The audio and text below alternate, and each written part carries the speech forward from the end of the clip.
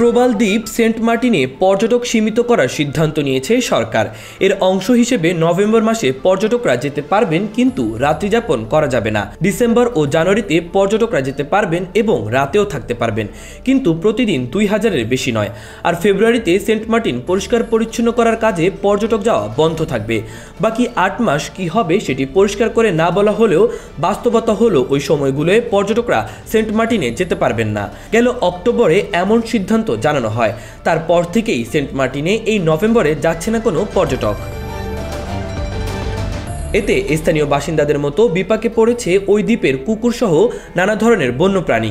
বিষয়টি নিয়ে বেশ কয়েকজন তারকা ফেসবুকে পোস্ট করেছেন। এদের মধ্যে আছেন ছোট পর্দার জনপ্রিয় অভিনেতা নীল আলমগীর। ফেসবুকে সেন্ট মার্টিনের কুকুরদের নিয়ে একটি স্ট্যাটাসে অবলা পশুদের জন্য সরকারকে পাশে দাঁড়াতে বলেন এই অভিনেতা।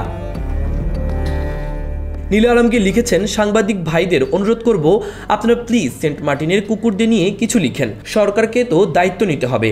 এত কুকুর খাবারের অভাবে মরে যেতে পারে না। তিনি আরও বলেন, তাছাড়া দেশে কুকুর নিয়ন্ত্রণের জন্য বন্ধ্যত্বকরণ কোনো কর্মসূচি সরকার নিয়েছে কিনা, আর যদি সরকার কোনো পদক্ষেপ নিয়েও থাকে সাধারণ মানুষ সেটা জানে না কেন।